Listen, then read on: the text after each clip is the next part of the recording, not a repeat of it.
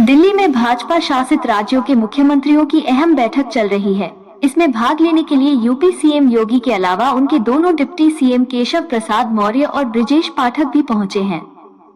बैठक में लोकसभा चुनाव में कई राज्यों में हुई करारी हार पर चर्चा के साथ साथ 4 राज्यों महाराष्ट्र, हरियाणा, झारखंड और जम्मू कश्मीर में प्रस्तावित चुनाव के लिए रणनीति बनेगी। यूपी पर फोकस सबसे अधिक चर्चा यूपी को लेकर हो रही है। दरअसल लोकसभा चुनाव परिणाम आने के बाद से ही यूपी को लेकर सुगबुगाहट शुरू हो गई थी।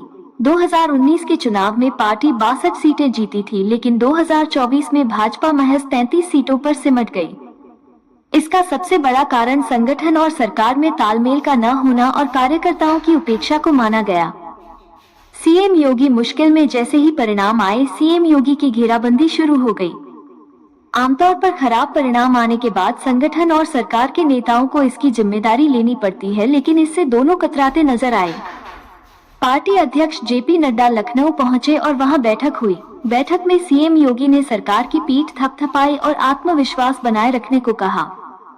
केशव मौर्य ने योगी को घेरा, वहीं deputy chief minister Keshav Prasad Maurya ने संगठन सरकार से बड़ा होता है का राग छेड़ दिया। माना गया कि उन्हें दिल्ली का आशीर्वाद प्राप्त है। इसी दौरान सीएम योगी ने यूपी की 10 विधानसभा सीटों पर होने वाले चुनाव को लेकर मंत्रिमंडल की बैठक बुलाई, लेकिन दोनों डिप्टी सीएम नदारद रहे। दोनों डिप्टी योगी की बैठक में नहीं गए। खबर है कि दोनों उप मुख्यमंत्रियों के बैठक में न जाने को केंद्रीय नेतृत्व ने गंभीरता से लिया है। जिस केशव मौर्य की पीठ पर दिल्ली का हाथ बताया गया, उनके पास इस बात का जवाब नहीं है कि बैठक में क्यों नहीं गए। सपा समेत सभी विपक्षी दलों को बोलने का मौका क्यों दिया। सपा प्रमुख अखिलेश यादव ने तो 100 लाओ और सीएम बनो का मानसून ऑफर भी दे दिया। योगी को हटाना आसान नहीं। योगी को हटाना केंद्रीय नेतृत्व के लिए इतना आसान नहीं है।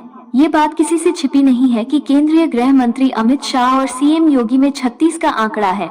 केशव मौर्य को भी दिल्ली से ही ऑक्सीजन मिलता है, लेकिन योगी के सामने मौर्य कहीं नहीं टिकते। मौर्य पिछड़े वर्ग से हैं, यही एक बात उनके फेवर में है, लेकिन योगी हैवीवेट हैं और उनकी अपनी जमीन भी है जो मौर्य के पास नहीं है। मौर्य पिछला विधानसभा चुनाव सिराथू से हार गए थे, तब योगी उन्हें डिप्टी बनाने को तैयार नहीं थे। वही मौर्य अब उनके लिए सिरदर्द बन गए हैं। माना जाता है कि योगी को आरएसएस का भी आशीर्वाद है, लेकिन संगठन और सरकार की लड़ाई में संग सामने नहीं आना चाहता। मैदान में रखते थे।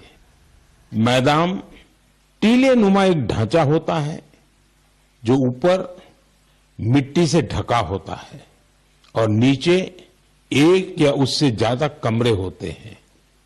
ये मैदान अहोम साम्राज्य के दिवंगत राजाओं और गणमान्य लोगों के प्रति श्रद्धा का प्रतीक है।